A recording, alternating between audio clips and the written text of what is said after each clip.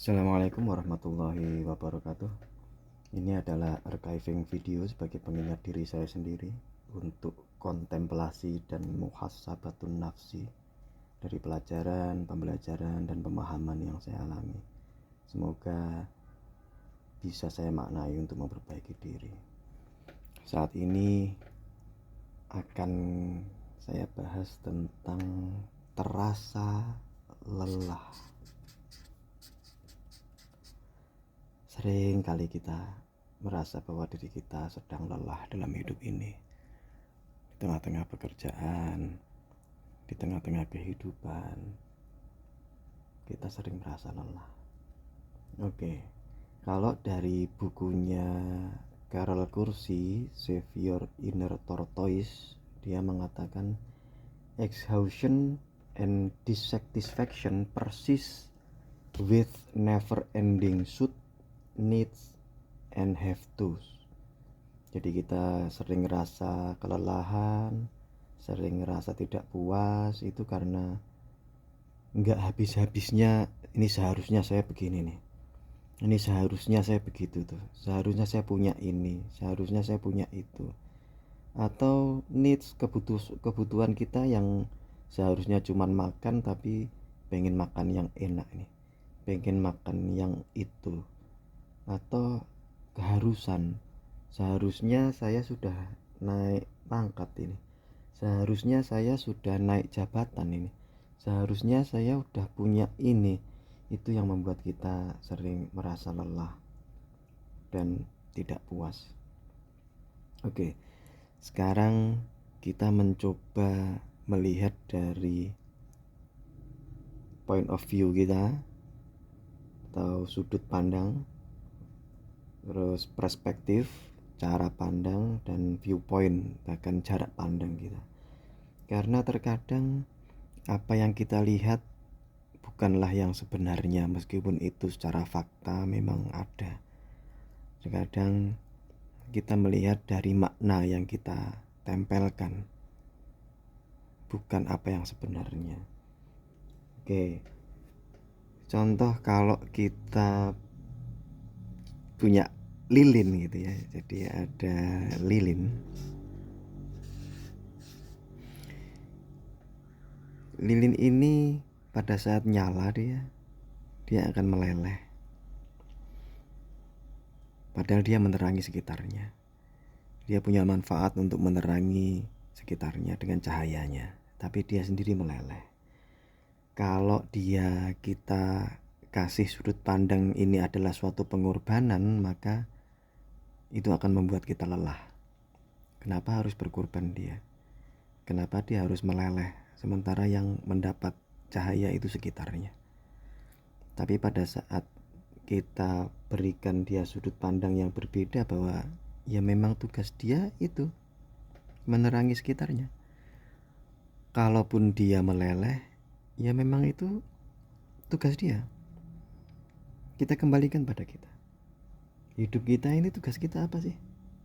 Kan sebetulnya untuk beribadah, nggak ada selain itu. Jadi ya kita memang harus beribadah, kita harus ikhtiar.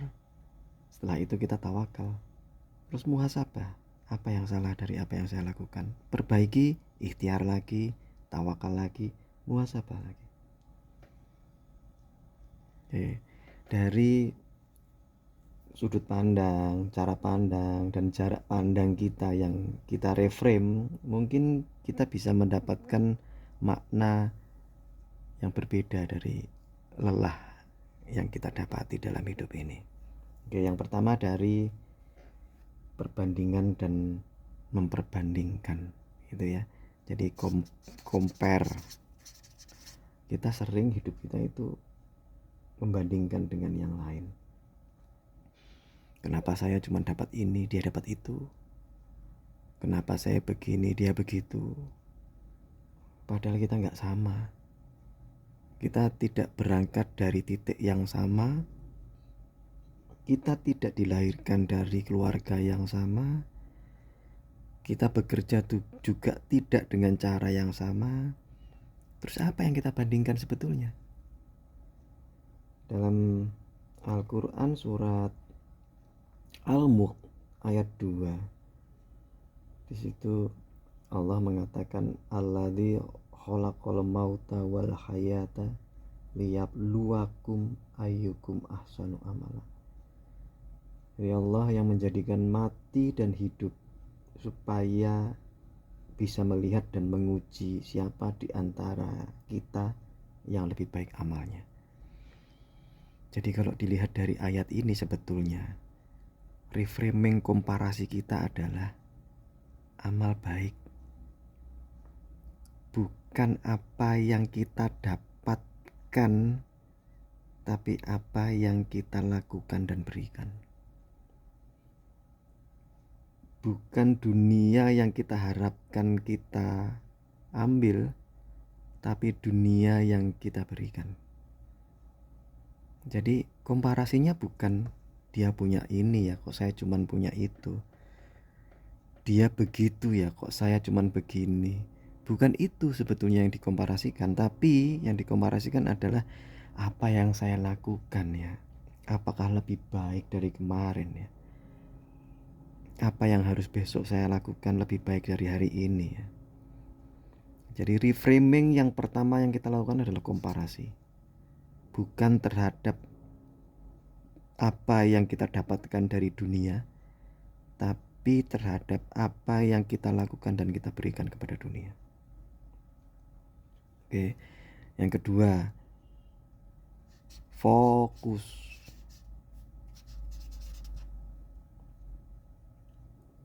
Jadi fokus kita terkadang buyar. Fokusnya eksternal tadi yang saya bilang. Karena kita sibuk komparasi eksternal dari apa yang kita dapatkan dari dunia, fokus kita pun apa yang kita harus cari dari dunia. Kan jadi susah ya kalau fokusnya kayak gitu ya. Nanti kenapa dia bisa punya itu padahal dia cuman ini pangkatnya? Kenapa dia bisa beli itu padahal dia cuman kerja begini? Nggak bisa kayak gitu. Komparasinya salah. Kalau kita fokus pada dunia luar saja, pada akhirnya nanti kalau kita nggak mendapatkan apa yang kita inginkan, kita blaming others. Contoh, ini saya nggak bisa naik pangkat nih gara-gara kemarin pas event saya begini nih, karena si itu nih, dia nih harusnya yang salah nih, bukan saya.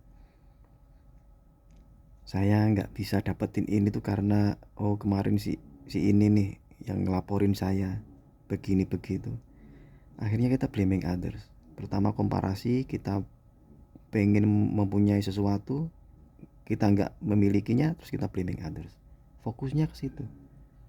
Padahal dalam Al-Baqarah ayat 134 Allah mengatakan laha ma kasabat walakum ma maktasabat. Jadi baginya apa yang diusahakannya dan bagimu apa yang kamu usahakan, dan kamu tidak akan diminta pertanggungjawaban tentang apa yang telah mereka kerjakan. Gak usah fokus orang lain deh, gak usah blaming others deh, gak usah blaming situation dan condition deh. Fokus di kita, fokus di apa yang kita lakukan, fokus apa yang kita kerjakan. Gak usah blaming others, gak usah blaming situation dan condition. Oke, selanjutnya ada kontrol, ada locus of control. Kalau dalam stoikisme ada dikotomi kendali, ada yang internal, ada yang eksternal. Yang eksternal ini tidak bisa kita kontrol. Ini disebut indifferent kalau dalam stoikisme itu. Masalahnya adalah kita sering fokus pada eksternal yang tidak bisa kita kontrol. Jarang sekali kita fokus pada internal yang kita kontrol. Kok saya nggak dapat ini ya? Apakah saya kurang dekat ke itu ya? Kok saya nggak bisa naik seperti dia ya? Apakah karena dia begini begitu ya? Jarang sekali kita ngomong, kok saya nggak dapat ini, apakah saya kurang ini ya? Kok saya nggak bisa begitu, apakah saya harus menambah kapasitas diri dengan itu ya? Jarang sekali kita melakukan itu. Di Al-An'am ayat 59 Allah mengatakan, dan dia mengetahui apa yang ada di daratan dan di lautan, dan tiada sehelai daun pun yang gugur melainkan dia mengetahuinya. Jadi yang mengetahui semuanya Allah, yang bisa mengontrol semuanya Allah. Makanya impossible buat kita mengontrol semuanya. Itu maksud saya. Jangan berpikir bahwa kita bisa mengontrol semuanya. Ini masalah biar saya yang menyelesaikan. Enggak semua masalah bisa kita selesaikan. Ada masalah yang memang yang harus menyelesaikan itu Tuhan. Ada masalah yang memang harus menyelesaikannya dengan bareng-bareng. Kita bukan hero, bukan jagoan yang selalu bisa menyelesaikan masalah, enggak. Ada locus of control, ada dikotomi kendali yang tidak bisa kita kendalikan. Jadi berhenti berharap bisa mengendalikan semuanya. Kamu salah, kamu tuh harusnya begini-begini. Enggak. Terkadang apa yang dia putuskan dan dia lakukan udah benar menurut dia. Jangan menyalahkan. Jangan ngerasa kita bisa mengendalikan dan mengontrol semuanya terus menyalahkan orang lain. Tidak. Oke, selanjutnya yang keempat ini self awareness, ya awareness atau kesadaran. Kalau dalam stoikisme itu pengendalian diri. Jadi di stoikisme itu kan ada 4 hal yang menjadi pembelajaran utama: pengendalian diri, kebijaksanaan, keberanian, dan keadilan. Nah, awareness ini salah satunya. Gimana kita menyadari hidup kita. Jadi kita harus sadar bahwa apa yang kita inginkan tidak selalu sama dengan kenyataan. Dan kalau memang kenyataannya itu terjadi pada kita, ya kita harus menerimanya. Karena kita tidak bisa memaksakan keinginan kita. Kita harus menyadari itu. Kalau dalam surat Al-Anbiya ayat 35 Allah mengatakan, kami akan menguji kamu dengan keburukan dan kebaikan sebagai cobaan. Perhatikan, bahkan Allah menguji dengan keburukan dan kebaikan kita sebagai cobaan. Jadi ada kebaikan, ada keburukan, yang semua-muanya ini sebagai ujian buat kita, yang kita harus menyadari. Kita harus sadar diri pada saat dapat kebaikan itu dari Allah, bukan untuk menyalahkan, merendahkan, mengejek orang lain. Dan pada saat ada keburukan yang menurut kita enggak sesuai dengan apa yang kita inginkan, enggak sesuai dengan apa yang kita harapkan, terus kita menyalahkan orang lain, menyalahkan situasi dan keadaan dan yang lainnya. Enggak bisa. Bukan seperti itu dunia ini. Kenyataan ya kenyataan, itu yang diberikan oleh Allah. Keinginan itu hanya keinginan kita yang ada dalam pikiran. Kalau nggak sesuai, ya memang tidak sesuai. Terima kenyataan, bukan memaksakan keinginan. Terus ada lagi di dalam Al-Quran itu surat Al-Insyirah ayat 5 yang menyebutkan fa inna ma'al usri yusra, inna ma'al usri yusra. Dan sebetulnya ma'al usri di dalam kesulitan itu beserta usra, kesadaran. Jadi ma'al itu berbarengan bersama. Ada kesulitan, ada kemudahan. Ada yang menafsirkan setelah kesulitan ada kemudahan. Tapi apapun itu, cuman kalau dari ma'al itu datangnya berbarengan. Jadi ada kesulitan, ada kemudahan. Nah, masalahnya adalah kita menyadari kesulitan dan kemudahan itu berbarengan, atau kesulitannya doang yang kita pikirkan. Terkadang kita melihat hanya kesulitannya, ya Allah kenapa aku begini, Kenapa begitu? Padahal dengan begini dan begitu, kita belajar banyak hal yang bisa melakukan ini dan itu lagi. Artinya, kalau kesulitan dan kemudahan ini datang bersama, kenapa enggak kita reframe pemikiran kita bahwa segala sesuatu yang datang itu adalah sebagai kemudahan buat kita? Karena datangnya bersamaan. Si A dan si B datang bersamaan. Kita melihat si A dulu atau si B dulu tergantung pemikiran kita, bukan? Kita melihat bahwa wah, saya ditipu 200 juta. Masya Allah, kenapa Allah tega?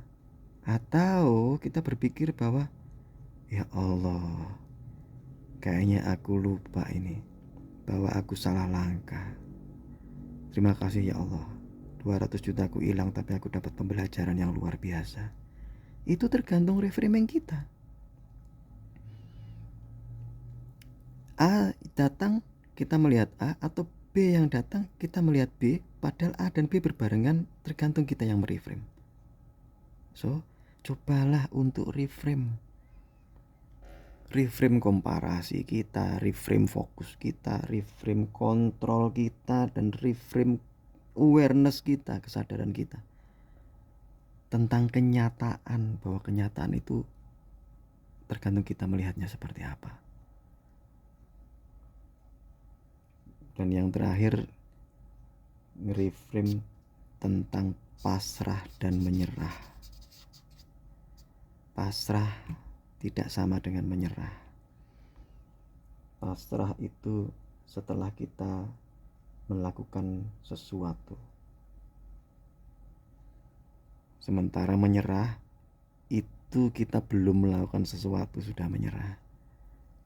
Jadi kalau bahkan dalam Al-Fatihah itu iyyaka na'budu wa iyyaka nasta'in, dialah tempat aku menyembah, beribadah, dan tempat aku mohon pertolongan. Kita na'budu dulu, beribadah dulu, melakukan sesuatu kebaikan dulu, baru minta tolong, memasrahkan segala sesuatunya pada Allah. Tidak menyerah dulu terus yalah dapatnya cuma segini, berarti Allah ngasihnya segini. Enggak, tapi kita melakukan sesuatu dulu. Kalau memang sudah melakukan segala hal dan dapatnya itu, baru kita ngomong bahwa ya saya pasrahkan hasilnya ya Allah. Kalau memang dapatnya segini, semoga ini yang berkah. Itu yang terjadi. Jangan pernah putus asa dan menyerah, tapi cobalah untuk pasrah. Reframe antara pasrah dan menyerah. Karena pasrah sama dengan putus asa. Dan kalau kita pun pasrah pun kita masih berat, merasa berat, dalam At-Taubah ayat 40 Allah mengatakan la tahzan innallaha ma'ana. Jangan bersedih hati, Allah bersama kita. Kalau kita sudah pasrah, kita sudah ikhtiar, terus tawakal, terus muhasabah, oh ternyata hasilnya kurang, ikhtiar lagi, tawakal lagi, muhasabah lagi, oh ternyata hasilnya kayaknya ada yang salah di sini, perbaikan, lakukan lagi ikhtiar, tawakal, muhasabah lagi. Pasrahkanlah dan jangan bersedih, Allah bersama kita. Nah, kalau sudah nge-reframe kayak gini, seharusnya lelah kita menjadi lillah.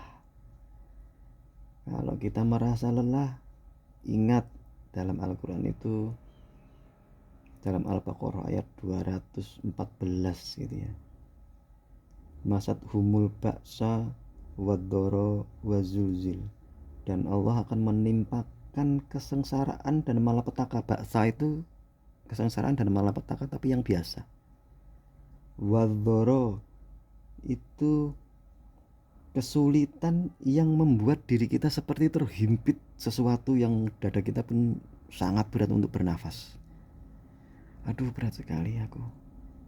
Kesulitan ini sungguh menjepit saya. Saya merasa terhimpit, udah hutang sana sini tapi masih terasa berat. Itu sudah dhorro.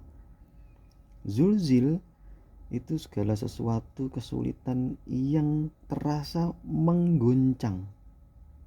Jadi kita ngerasa bahwa waduh, hampir kiamat dunia ini. Contoh, saya kehilangan ayah saya waktu itu suatu yang zulzil buat saya. Sehingga pada saat saya memacu mobil saya event 170 km per jam pun nggak berasa itu, karena berasa guncang dunia ini. Jadi kita selalu diuji dengan baksa, wadoro, wazulzil. Jadi jangan takut. Dalam stoikisme itu Epictetus ngomong bahwa kalau kita ditimpa dengan segala kesulitan, ingat 3 hal. Kesulitan ini tidak hanya terjadi pada kita. Orang lain banyak kan yang kehilangan ayahnya, ibunya, anaknya, bahkan kehilangan apapun. Terus kesulitan ini tidak ke semua hal dalam hidup kita. Saya gagal kerja, ya kan yang gagal kerja doang. Keluarga kita masih ada, orang tua masih ada, rumah kita masih ada, motor kita masih ada. Jangan ngerasa kalau satu gagal semuanya hidup kita gagal, enggak. Yang ketiga, kegagalan ini, kesulitan ini hanya saat ini, tidak selamanya dalam hidup kita.